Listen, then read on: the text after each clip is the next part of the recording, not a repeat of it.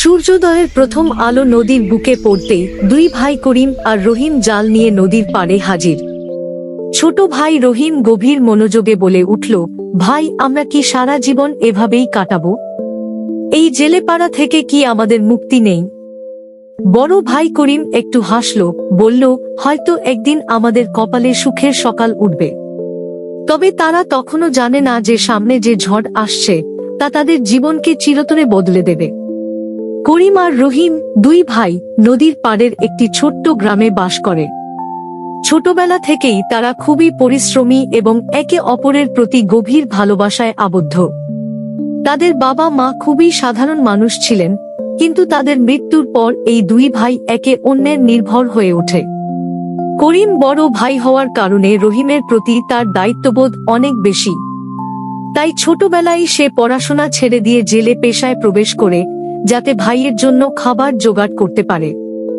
রোজ সকালে তারা নদীর পাড়ে যায়, জাল ফেলে মাছ ধরে আর বাজারে বিক্রি করে। কিন্তু প্রতিদিনের আয় রোজগারে শুধু দিনযাপনই চলে, কোনো সঞ্চয় করতে পারে না তারা। রহিম মাঝে মধ্যেই নিজের কপালকে দোষ দেয়, ভাবে কবে তার জীবন থেকে এই দারিদ্র্য দূর হবে। একদিন নদীর পাড়ে বসে রহিম করিমকে বলল, ভাই, আমরা কি এভাবে সারা জীবন কাটাবো? অন্যরা যেখানে সুখের জীবন যাপন করে, সেখানে আমরা সারাদিন পরিশ্রম করেও কিছুই পাই না। শহরে গেলে আমাদের জীবন কি বদলাবে না? করিম প্রথমে বিরোধিতা করল। সে জানে শহরের জীবনে বেঁচে থাকা খুবই কঠিন। সেখানে তাদের জন্য কোনো নিশ্চয়তা নেই।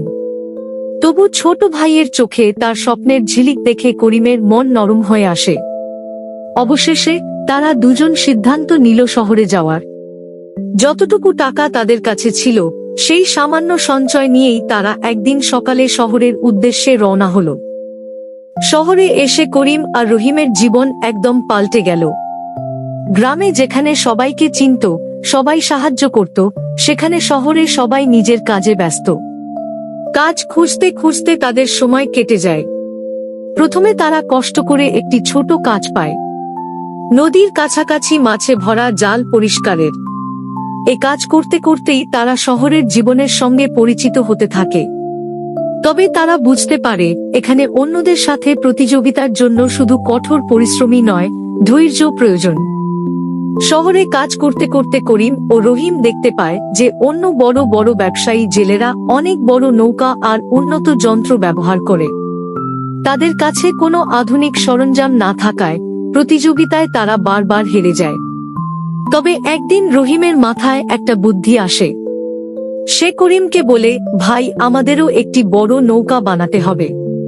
তখন আমরাও বেশি মাছ ধরতে পারবো। কিন্তু নৌকা বানানোর জন্য প্রয়োজন অনেক টাকা। করিম প্রথমে এ পরিকল্পনায় সাড়া দিতে চায় না।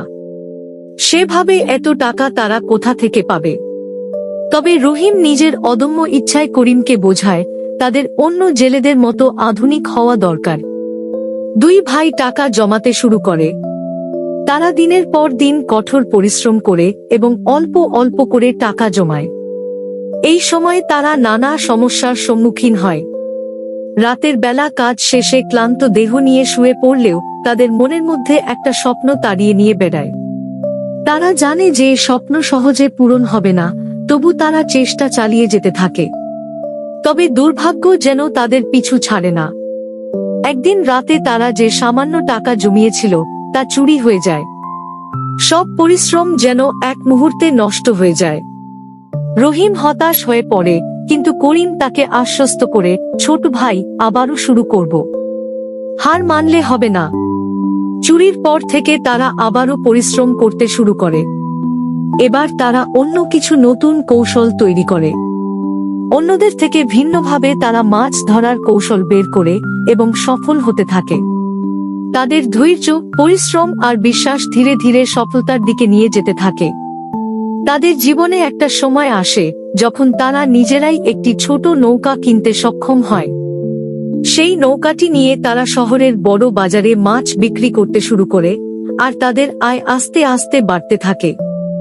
দুই ভাইয়ের কঠোর পরিশ্রম ও অদম্য ইচ্ছা অবশেষে তাদের সাফল্যের পথে নিয়ে যায়। তারা শহরে একটি ছোট জেলে ব্যবসা শুরু করে। ধীরে ধীরে তাদের জীবন বদলাতে থাকে।